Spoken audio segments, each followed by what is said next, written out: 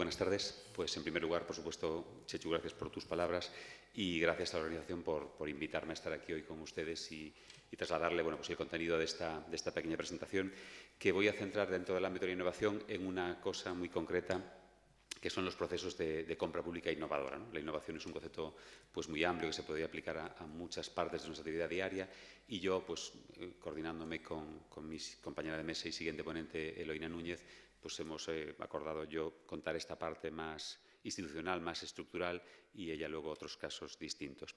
En ese sentido, decía que lo que voy a hablar es de innovación fundamentalmente centrar en esto, en la compra pública innovadora, que fue una metodología, una aproximación que empezamos a utilizar en el Servicio Gallego de Salud a principios de los años 2010-2011, básicamente porque vimos que ahí había un mecanismo de financiación muy interesante y creíamos que eran herramientas que podían realmente, en un momento además complicado económicamente y socialmente, ser una palanca importante de cambio, ¿no? En esta diapositiva tengo dos ejemplos de compra pública innovadora.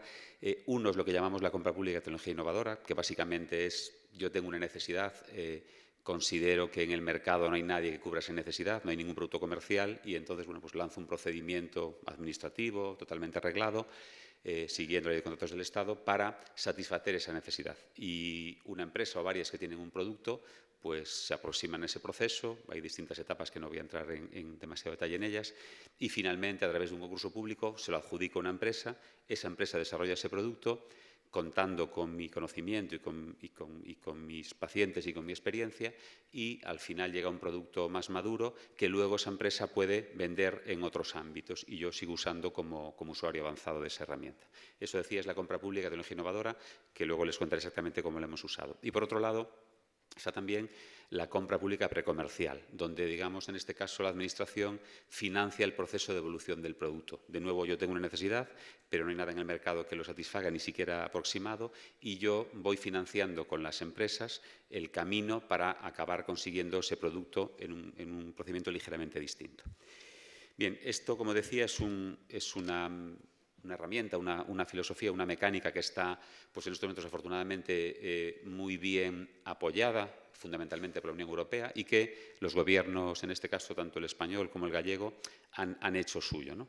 Y en ese sentido, la propia Estrategia Europa 2020 o el proyecto Horizonte 2020, o en España la Estrategia Española de Ciencia y Tecnología de Innovación de los periodos 2013-2020, en Galicia la Estrategia RIS3 del 14 al 20 y ahora mismo, por ejemplo, en vigor el Plan de Innovación Sanitario, el Código 100 que tenemos implantado aquí. Es decir, hay paraguas administrativo, presupuestario y de voluntad para desarrollar este tipo de procedimientos, ¿no? Y en la parte inferior tengo un poco resumido el cronograma, los hitos que hemos ido teniendo en estos últimos años en Galicia en este apartado concreto de la compra pública innovadora, ¿no? Esto, como decía, empezó a finales del 2011. En el 2012 agrupamos una serie de proyectos en dos macroproyectos que se llamaron Hospital 2050 y Nova Saúde, que fueron del periodo 2012-2015. En el 2014, por esta iniciativa, recibimos el Premio Nacional de Innovación. En el 15, el Premio Europeo de Compra Pública Innovadora también. Y en el 16 volvemos a repetir el europeo. Estos proyectos, decía, acabaron en el 15 y en el periodo 2014-2020 estamos continuando la implantación y desarrollo de varios de estos proyectos. En paralelo, también fuimos iniciando otra serie de proyectos. En el año 2016 fuimos adjudicatarios de un proyecto de compra pública precomercial, la que les contaba antes, de donde vamos financiando la evolución.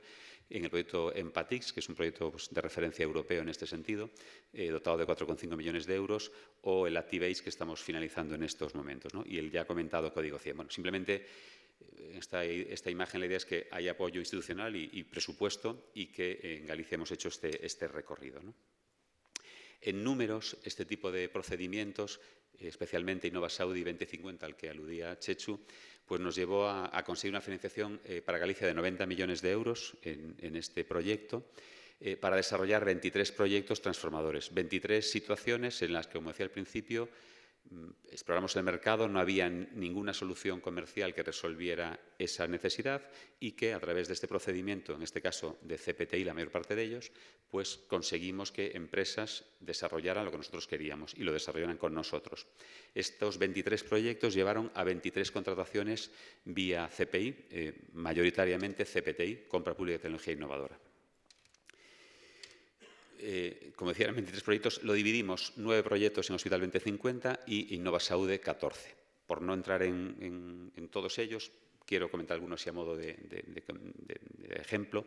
Pues, por ejemplo, el sistema corporativo que tenemos en urgencias ahora mismo, Sigur, implantado en Orense y en Vigo de momento, se desarrolló a través de esta metodología. Definimos con los profesionales de urgencias qué necesitaba el servicio de urgencias para tener un aplicativo departamental, corporativo integrado. Sacamos un pliego, se presentaron varias empresas, se adjudicamos aquella que nos parecía que aportaba más valor y no necesariamente económico, había otro tipo de valores. Por ejemplo, las empresas que más le ofrecían retorno al Sergas en royalties, por ejemplo, vendiendo el producto, entre otras cosas, ¿no? Se adjudicó una empresa, se desarrolló durante un periodo de ese software, se implantó inicialmente, el pilotaje se hizo en Orense, Berín y Barco de Valdeorras, se cumplió el proyecto y una vez acabado el proyecto, el Sergas ha adquirido esa solución en la parte que no tenía incorporada en el proyecto y además la empresa lo puede vender en otras partes de España o del mundo. Y cada vez que vende parte de ese producto, le devuelve al Sergas aquella pequeña parte que en el pliego se había comprometido. De la misma manera, pues un proyecto de robotización hospitalaria también desarrollado en Orense, en la farmacia de Orense, o el nuevo GIS. Galicia tiene desde hace muchos años un GIS clásico, digamos, y también por CPTI se ha licitado y desarrollado un nuevo GIS hospitalario que, de nuevo, y parece que se está desarrollando en Orense y con muy buen resultado. O cosas más concretas como preservación de la información clínica o el Hospital Digital Seguro, son proyectos todos en este sentido, ¿no?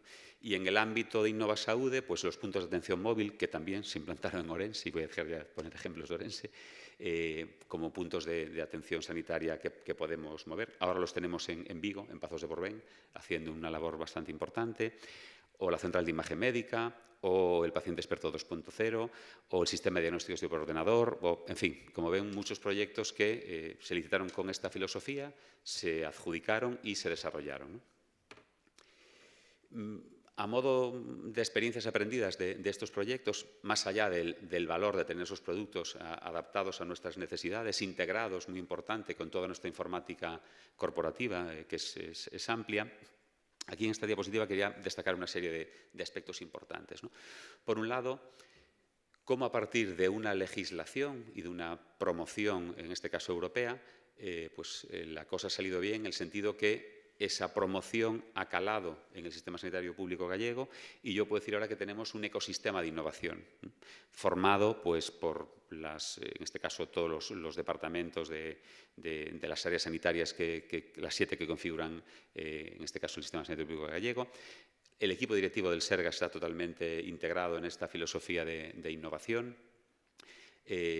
Agentes externos, pues la propia Consellería de Facenda, para comprar CPTI.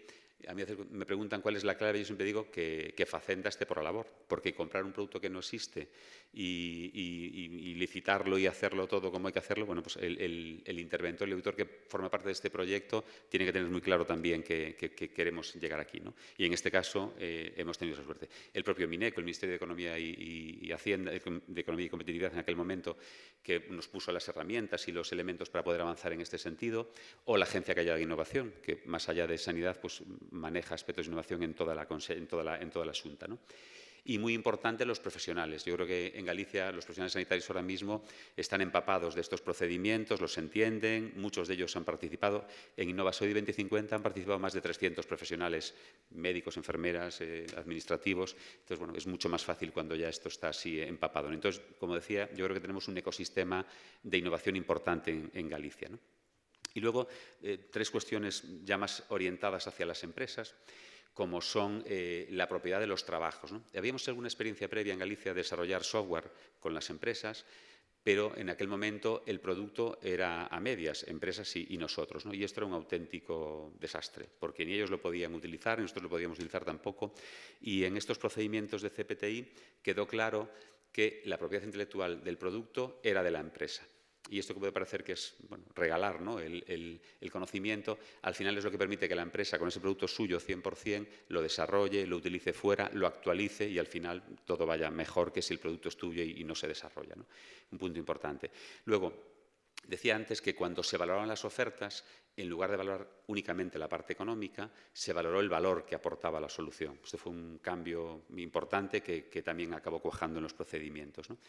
Y luego también que el pago de las distintas etapas del proceso estuviera cuantificado por hitos y no fuera al final del producto. Las empresas, como comentaré al final, fundamentalmente las empresas que se han presentado a estos procesos son pequeñas y medianas empresas que a veces no tienen el músculo suficiente para hacer todo y cobrar al final, ¿no? Entonces, este pago por hito ha sido muy bien recibido por su parte, ¿no? Y luego, una herramienta también muy importante que fuimos manejando fue lo que llamamos el mapa de demanda temprana. Estos 23 proyectos, al final, compartían elementos comunes. Por ejemplo, un proyecto que luego se consolidó como un proyecto independiente, que fue Traza, un sistema que está constantemente monitorizando lo que pasa en el hospital con la información de los pacientes y los coloca en un repositorio. Nos dimos cuenta que esto nos venía bien para muchos de los proyectos. Y entonces le dijimos a las empresas, parece que vamos a necesitar una herramienta de trazabilidad. Y las empresas, se fueron posicionando. Y, en general, esto es un elemento importante en todos estos procesos, que tú, como administración, le anticipas a las empresas por dónde vas, a dónde quieres llegar y cuáles van a ser tus necesidades futuras. Y las empresas es más fácil que se adapten a esto que si tú vas sobre la marcha cambiando o improvisando, ¿no? Entonces, el mapa de demanda temprana fue muy bien visto.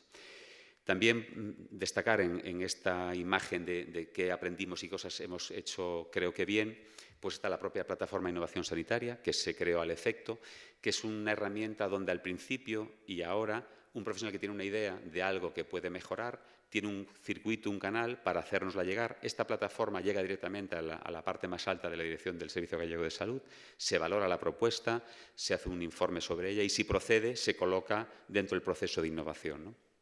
Y todo esto ahora mismo está coordinado por la Agencia de Conocimiento en Salud, ACIS, que era nuestra antigua FEGAS, que realmente es quien está liderando la mayor parte de estos procesos de innovación que les he contado.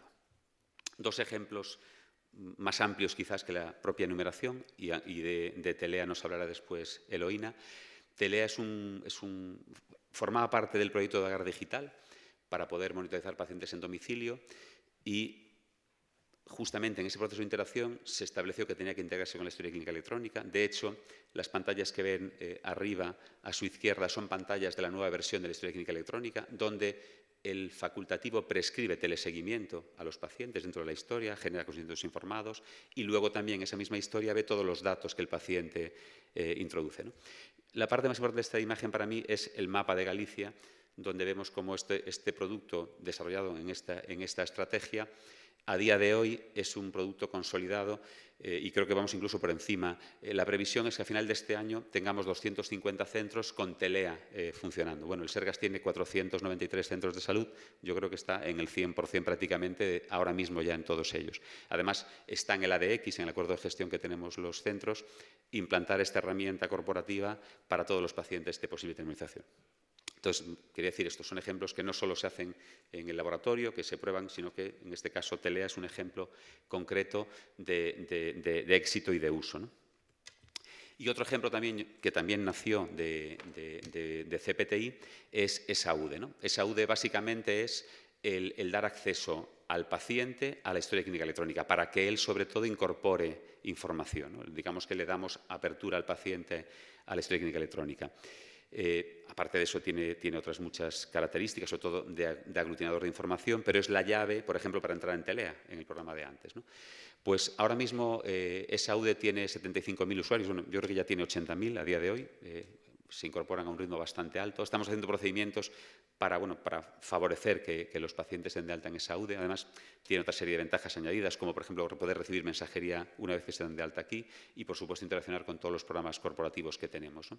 O recientemente se acaba de incorporar la imagen médica y esto es de hace 2 semanas, 21.000 pacientes se habían descargado sus imágenes médicas a sus dispositivos, porque te da acceso, por supuesto, a las analíticas, pero desde hace un mes o un poco más accedes a tus imágenes médicas, ¿no?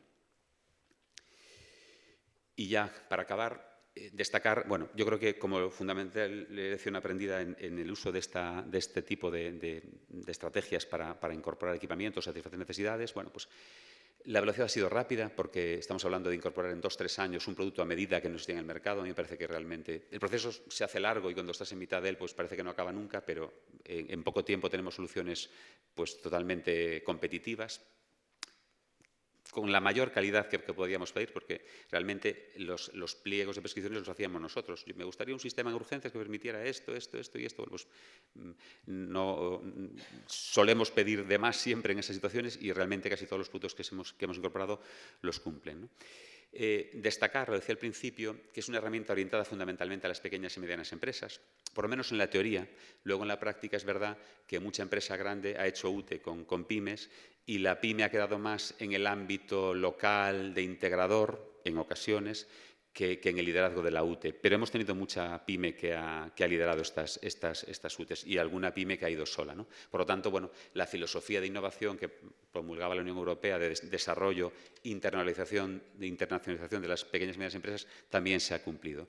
Y yo el elemento más destacable de estos procesos, más allá, repito, de forma financiada por la Unión Europea y por el Gobierno español, incorporar equipamiento, todo lo que he comentado, lo más importante es que ha sido una forma de reconocimiento y de participación de los profesionales que no contábamos con ella, ¿no?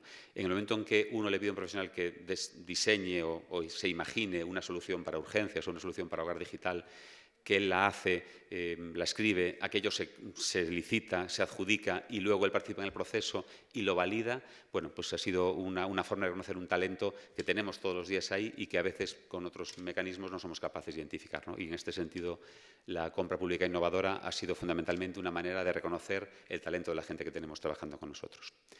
Y esto es un poco el resumen, así a modo de lección aprendida de lo que es, en este caso concreto, en innovación, la compra pública innovadora. Muchas gracias.